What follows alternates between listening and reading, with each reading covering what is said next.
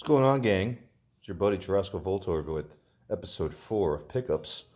I have about 22 games to get to. I've been experiencing lots of uh, glitches with my computer that's pumping out sweet jams for you guys right now. So if it cuts out, it's because it probably exploded. But anyways, without too much further ado, let's get going with these pickups. I'll show you what I picked up in the last couple of months. I've been taking kind of easy on collecting because just because I need a little break off collecting because I need to catch up on some backlog. But let's get started with the oldest stuff first, as always.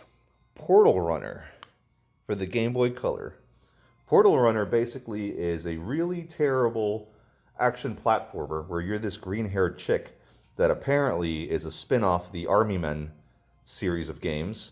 So you're the Army Girl, I guess. I didn't know. Apparently there's also a PS2 version, which I kind of want to get now to check out if that's awful or not. But this game is pretty terrible. Out of the Game Boy games that I kind of was looking at, this looked like the most interesting, so that tells you something. But yeah, I don't really recommend this. It's kind of clunky. It's very old school. Yeah, avoid, I would say. Let's move on.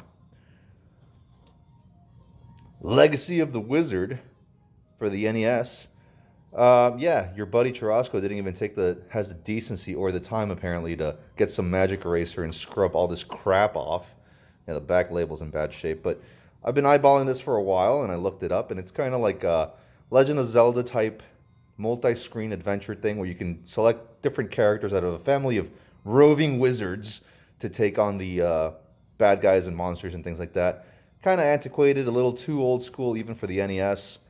But it's interesting enough. I'm glad I have it, finally. And it was extremely cheap. It was an easy pickup for me. Now let's get a little bit more modern. This is kind of cool. I don't pick these up often. A PS1 game, Jet Moto 2. This is a really, really nice copy of Jet Moto 2. For me, this has some nostalgic value because... The Cold Borders 3, look at that. Because... back in the day, I had the demo disc of lots of games, and Jet Moto 2, I believe, was one of the games on there. And I used to really like that demo. It was really neat. I popped this game in to test it, and it was still pretty cool. I almost felt like I got some kind of like backstage pass to play an extended demo. It was really, really neat. The art style is awesome. It has this like comic book style thing for the character portraits and some of the loading screens. It looks really, really nice. I'm really glad I have it. It's really like a cool action racing game. The controls are a little all over the place, and your hover bike or whatever it is skids all over the place, but it's just still a really fun game, and it's a neat pickup for the nostalgia alone, if that. But the game is actually a solid game. Moving on, let's jump to the Xbox first, because it's a little lackluster this month, the original Xbox. Douchebag X, The Invisible War. I don't know much about the Deus Ex series, to be honest with you. This and another Deus Ex I have on the PS4. That's about it. This is not the first one to my understanding, but this is also, as always, a console exclusive for the original Xbox. And it's your standard first-person shooter with a sci-fi edge, with lots of options to chat to people and whatever. Some cool robotic, or I guess android abilities. The graphics did not wow me. The gameplay was standard. Yeah. Other than a really nice shiny cover on this, if you can even see that, there's not much to this. I picked it up basically, as you know, I'm on a quest to pick up a lot of Xbox exclusives. So this was another easy pickup. All right, here we go. Brute Force. So this game is another common Xbox game. And basically, it's stupid. It's a third-person action game. You squad of dude, two chicks, one's a robot, and alligator monster. So, I don't know. This strikes me as a very like, hey, let's go chug some Mountain Dew and hang out with a bunch of dudes and play like mindless video games type of game. And that's essentially what it is. It's a squad-based shooter that apparently was on Xbox Live at some point. It wasn't all that great. It's not really a good-looking game. It controls decent, but it's extremely generic and extremely forgettable. And I don't know what we were even talking about, honestly, but apparently you're dangerous alone and you're deadly together, and that's it. Yeah, look at that. Not really, I don't know. It's just kind of lame. All right, last Xbox game is my favorite one I saved for last of the pickups this month. Soldier of Fortune Double Helix, which is Soldier of Fortune 2 Double Helix. So this game, I don't know if you guys know, I don't know much about the Soldier of Fortune series myself, but I have part 1 on the PS2, and apparently part 2, which I never even knew existed, is an exclusive to the Xbox. I plopped it in to test it out, and I had a lot of fun. I played it for about 2 hours. The shooting is so satisfying. It's an ugly looking game that controls a little heavy, like your character has some weight to him, along with the weapons he totes around, but there is some deep satisfaction to be had with using a shotgun and blowing off limbs and stuff like that, and the splatters. So it's just a lot of fun to shoot the guns in this game. It's very responsive. It feels like you're doing some damage. This is a fun time. If you see it for a few bucks, pick it up. You can't really go wrong with this. All right, let's move on to arguably my favorite system to collect for, and it made a bit of a comeback this month as far as pickups. Let's start with the PS2 games. Brothers in Arms, Earned in Blood. I don't really have a whole lot to say about this one. This is the weakest pickup of the PS2 this month. Excuse me. My local game store had a deal going on and this was something that I needed to just get the few bucks to make the deal work. So I picked it up because the copy looked really clean, and I kind of vaguely remember this cover being iconic, and you know, I was like, oh, I remember this game. A lot of my friends talked about it, but I think I'm wrong because I played this and it was kind of lame. Maybe back in the day it was cool, but the squad, you control a squad of soldiers, you move through terrain, shooting the Nazis. Pretty standard World War II stuff, but and decent shooting, decent graphics. But it was the level I played, since I was only testing it, was out in the dark, and I really couldn't see. There's no flashlight attachment as far as I know, at least in that part of the game. So it kind of blew butt, but there it is, you know, a Ubisoft, Gearbox, PS2 era game, and yeah, meh. All right, this next one's a heavy hitter, and I've been looking for this for a while. Castlevania, Lament of Innocence. Like I said, as always, most of these games are complete unless I say otherwise. This was a little bit of a pricier pickup at the local shop, but I picked it up, and as you know, I'm a big Castlevania fan. This is, I believe, one of the first iterations of Castlevania going 3D, besides the terrible N64 games. And I played it for a brief time. I'm not a huge fan right now. The gameplay is a little silly. It's a little archaic by 3D beat-em-up standards. The graphics are kind of ugly, and I don't know why the Belmonts had to go from being total cool whip dudes to like really Victoria's Secret dudes with like the pretty hair. They use Farrah Fawcett spray to get that going, and I don't know. I'm not a big fan of the art style or the graphics. The music's cool, the gameplay, it's okay, but I didn't really honestly give enough of a fair shake. So I will be playing this one again just because I am such a big fan of the series. So I'm going to keep trying this one out. Next up, Serious Sam, The Next Encounter. So this game, this is my only Serious Sam game that I believe I have in my collection. I'm pretty sure. And it's a cool kind of Duke Nukem-ish first-person shooter. The protagonist, Sam, is constantly talking crap to the bad guys. The graphics are a little ugly and pixelated, but the action is satisfying. The gunplay is quick. Sam is very light on his feet. The arenas are vast. It's like an arena shooter first-person thing with a silly story, kind of goofy, with an arcade-style point system that goes off as you shoot bad guys and rack up combos. So this was a neat little pickup for a few bucks, and I recommend it. If you see it out there, you're a fan of first-person stuff, and you had your fill of the standard military, stuff, this is a cool alternative to go. Next one, some dirty games. Leisure Suit Larry. Excuse me, I have like a sore throat. Magna cum laude. Yeah, help Larry earn a B&A in TNA. See what they did there? That's clever. Don't forget, you get a free gaming magazine subscription from Ziff Davis Media included. That's probably expired. But yeah, this is, I've seen this out and about every now and then in the wild. And curiosity got the best of me. Um, I picked it up. It's basically a series of mini games that you play as this little dude right here. He's trying to, you know, smash these college chicks, I guess, on campus. And you assist them by playing drinking games or flip cup, quarters, things like that, and talking mini games. And it's really raunchy. A lot of naughty words, not for the kiddos. Censor bars everywhere.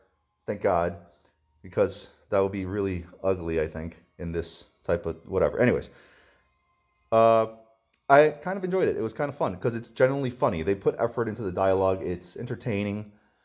Am I going to seek out other games in the series? Probably not. This is kind of a one-off for me. I just wanted to see what the series was all about because Leisure Suit Larry is a long-running thing, and I wanted to check it out. It's by Sierra too, so I guess there's a port from the PC or a console exclusive from normally a PC centric series. So that's kind of neat. Next one is XSquad, a really grimy copy of XSquad, and missing a manual too, because why not blue bottom disc? So we're going off the rails here. Do not be confused. XSquad is not a game about a team of people that you used to date going after you. No, it's your generic dude with a flat top with a team of, once again, 2 chicks, and instead of an alligator monster, you got a dude that's like 7 foot tall, Vin Diesel lookalike guy with goggles. It's a squad-based shooter where you send commands to your team, and if you ever want to know what the early 2000s were like, kids, and what cool was back then, get this game. It's a time capsule that will send you back to old school game design and really horrific looking characters. The gameplay is decent. I remember seeing this on like a hidden gem video or not talked about games. I wouldn't go that far. It's not really a hidden game. You're not missing anything by not getting this. But I'm glad I have it just because it really is such a throwback to the early 2000s. XSquad. All right. Next, we have a really cool one. Gungriffin Blaze with a cool holographic type cover and a cool holographic cardstock type manual on another blue bottom disc. If you remember, a couple of pickups ago, I had a game called Sylphid, The Lost Planet on there or something like that. It was a shoot 'em up. And this is from the same working design Ultra series, and I believe it's the only other one. There's a series of 2. And it's a mech shooter, third-person mech shooter type. Well, first-person-ish from the cockpit view, and you zoom around, blasting other robots. It was an early PS2 game, obviously, by the blue bottom type of thing. And the graphics are a little rough as a result, but the controls are buttery smooth with satisfying gunplay. It's supposed to be extremely short, so I'll probably delve back into this to kind of knock it out. But I saw it for a really decent price. And surprisingly, it's actually kept around that price. I think about 10 to 15 bucks you can get a decent copy. So pick it up if you see it. This is bound to just get rare. I would say a working design game on the PS2 with a little holographic lenticular type cover about mechs. I mean, has cult classic written all over it. Check it out. All right, winding down the PS2 stuff almost. You got the biggest pickup, arguably, of the month. Ghost Hunter for the PS2, obviously. Case is a little grimy, but not too bad. I cleaned it up pretty well. It was really disgusting when I got it. This was an eBay pickup. It has been on my list for a while. This is a survival horror-esque third-person shooter where you play a Ghostbuster type character that shoots up ghosts and then traps them in very Ghostbuster-like traps. Now, this game is pretty damn rare and getting really expensive, so I saw a price that I was comfortable at and jumped on it, and as is customary with life and the way it goes, I immediately saw cheaper copies on sale for the same or better condition on eBay. But whatever, I have it. I knocked it off the list. It's a lot of fun, and it doesn't take itself seriously. It's very silly, very stylized look. Think a Time Splitter-esque type of graphics and monsters. I really enjoy it. The gunplay is a little wonky and the controls are a little getting used to. And you also control a spirit that you can launch out of your body to do puzzles. So they went out of the box a little bit for this. Or out of body a little bit. So it's a unique experience. and one of the rarer PS2 games. And as you all know, anything that's even slightly related to horror on any system will eventually get extremely expensive. And it's evident by the way the prices for this game have kind of been skyrocketing all over the place. Yeah, I recommend Ghost Hunter. This is a cool game. Last PS2 game, and don't hang me now, sports stuff, ESPN, NFL 2K5, with good old T.O. there on the cover. Now, why did he pick this up, Tarasco? Well, to my knowledge, a Blockbuster Video, look at that, but not a Blockbuster case. I was gypped out of a Blockbuster case. To my knowledge, ESPN 2K5 was the last football game that was put out before Madden monopolized football, American football, and made it what it is. You never see any football games really from anybody else unless it's like a arcade style football game, like what's it called, like a Backbreaker or Blitz or things like that, which don't really come around that often anymore because Madden holds the license. EA holds that license. So before that happened, Sega put this game out, and this was a bargain title back in the day. I believe it's 20 or 30 bucks, brand new. I paid 15 for this used copy, and it's in perfect shape pretty much. And it's really a really good football game. I compared it to Madden 2005, which is arguably my favorite football game of all time. And this actually holds up really well. The graphics are a little bit less, but it has a cool career mode where you have like a crib, because that used to be the thing also in the early to mid 2000s. Your mansion that you had your trophies and your accomplishments and all this stuff.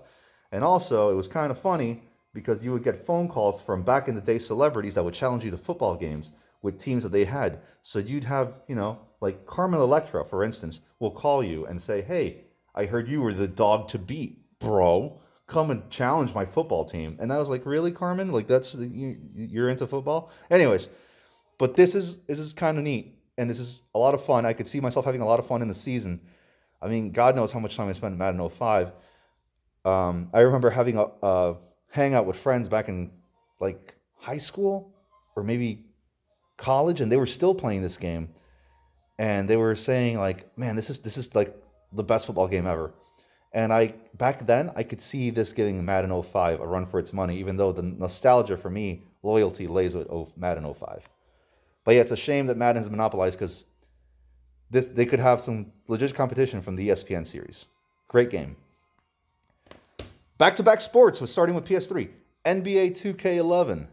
Good old Michael Jordan there. So, this game here, why did I get this? Well, in my quest to recover everything I've ever sold back, I sold this game back. And I know what you're saying. I am not going to go buy back every sports game because God knows how many Maddens I've had over the years that I've sold back. But this one's special to me because it's NBA 2K11, supposedly the best basketball game out there that's ever made, the best NBA 2K. Sports fans tell me below in los comentos. And this is back then in the hype for 3D TVs, PlayStation Move, all that stuff. I got this game mainly because it holds a special place in my heart because I think this is the only game, besides one other one, that my mom, of all people, was actually intrigued and watched me play. This was back in the heyday of Dwayne Wade, LeBron James, and Chris Bosh all coming together to kick a lot of ass as the Miami Heat. And my mom, being a huge basketball fan, was really into anything basketball related, Miami Heat, and I used to play as a Miami Heat on this and play games, and it was a really cool game. It was fun. It looked beautiful for the time. I really, just for the memory of my mom watching me play this, I picked this up again. So it's a funny story. I plugged this in, and I guess because of the 3D craze, it asked me if I wanted to go in 3D mode, and I said, no, I don't. I really don't. But my TV didn't recognize that, and it made me a double image of two monitors stacked on top of each other, and I thought the game was broken or something, and I guess it's not really a cool story, but I fixed it, and it works fine. But yeah, fun basketball game. For the memory, got it back. All right, next up, I got a couple of PS3 games. First of all, Dishonored. Picked this up for a few bucks. Complete, and this was back when every now and then, rarely, when PS3 stuff, they gave a damn about the packaging. They have a manual in here, like pamphlets, and really cool art in the back of the main character, Corvo, behind the disc. I'm not going to take that out, but it's really neat. I had heard good things. I can't get this paperback in here. Why won't you go back in? I had heard cool stuff about the series. It's been running for a while now, and the cover art just looked really cool. It's a third-person kind of stealth-oriented, first-person stealth-oriented shooter, not really sneak about, stabby thing. Some stylized graphics that haven't honestly held up very well. I got a little bored. I tested it out. I played for a while. Neat ideas, but I can't stealth around in these old games anymore, really. I don't have the patience for it. I got to move on and play other games. I want to finish the game. So, this was okay. Next up, Bulletstorm, limited edition, which is the only edition I've ever seen out in stores. I'm currently playing it, and look, I don't know if this ever came with a manual, but there was nothing in here. Whatever, it was like $3 literally for this. I picked it up because it was another one of those I needed to complete a deal on. Even though I've been curious about Bulletstorm for a while, it's a first-person, extremely arcade-style, gory, violent shooter where you complete combos. You have a whip, like an electric whip, and you can drag in the bad guys and kick them in the face. And as they're flying backwards in slow motion, you can shoot them and rip their limbs off with your bullets. Standard Space Marine, bro brigade type of thing going on between the characters. The game is not aged well. It looks really ugly, actually. Every now and then it'll look like, oh, this looks nice, and then you'll be like, oh, this is ugly. But fun time. I still enjoyed my time with it for what it was. For $3 or $4, you can't really go wrong. But I might be checking it out a little bit more, and then it might just sit on the shelf for the rest of eternity. But yeah, Bulletstorm. All right. Next up, a last PS3 game, and my favorite PS3 game of the month, Tekken Tag Tournament 2. Did you know that I did not even know that this game existed? I didn't even know there was a part 2 to Tekken Tag Tournament. It has a reversible cover, by the way. Heihachi and Jin, I believe, are on the opposite cover. But I like the ladies of Tekken more. They are more iconic, in my opinion. Nina and Anna. Dude, this game is really cool. 3D craze, once again.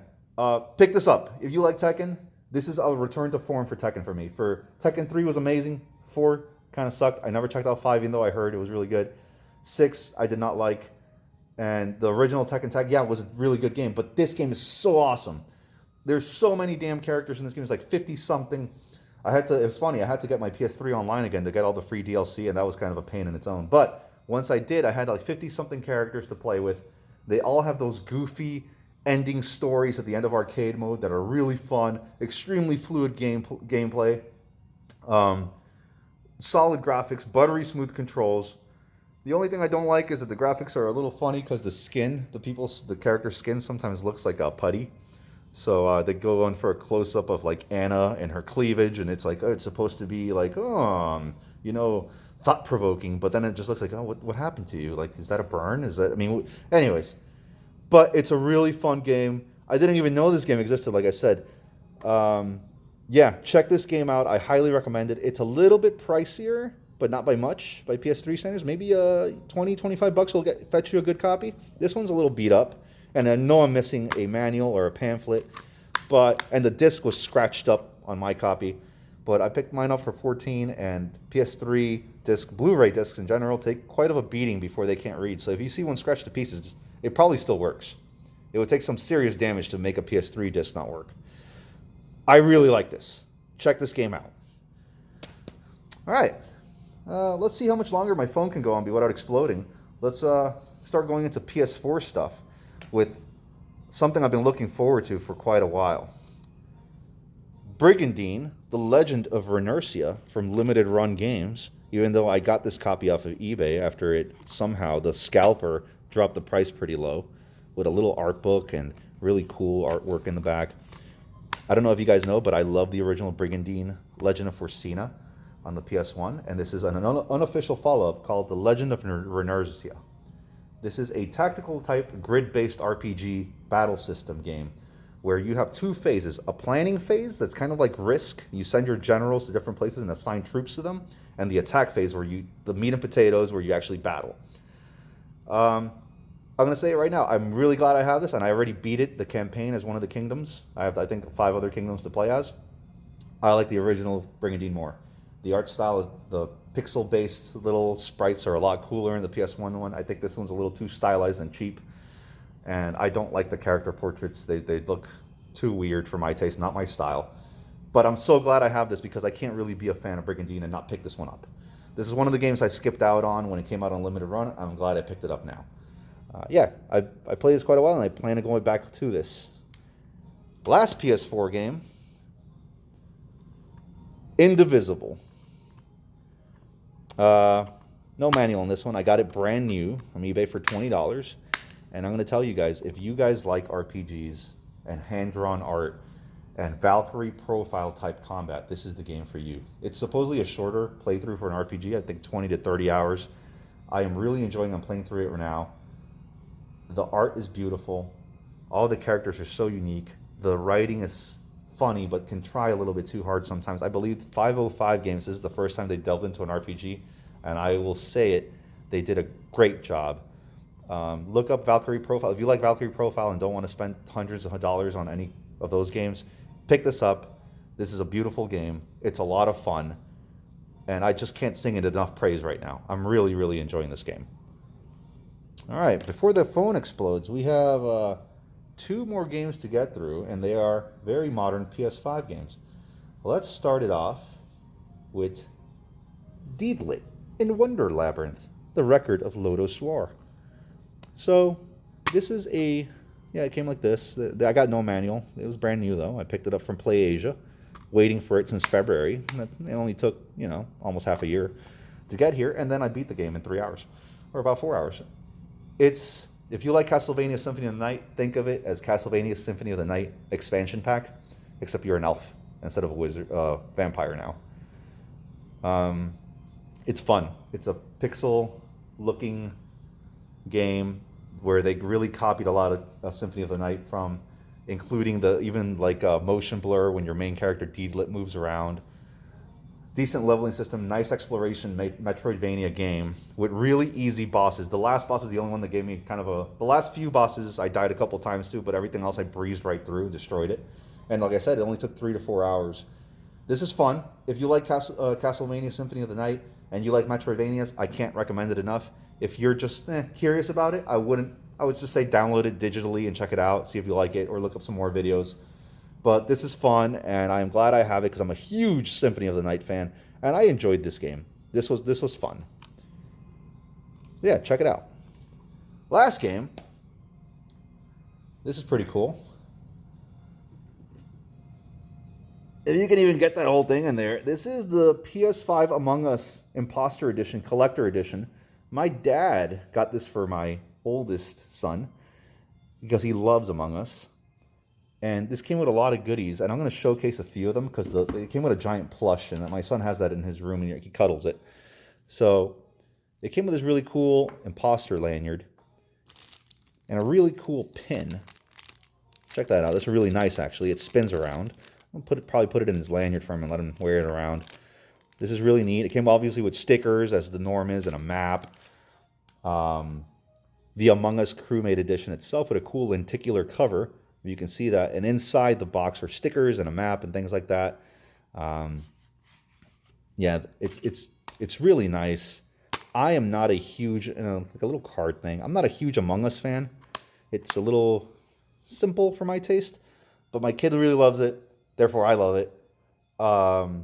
He has fun playing this. I monitor him. If you guys get this for your kid, or, monitor him, because there's lots of weirdos out there on the internet. They say weird things, but thankfully the game censors curse words and things like that.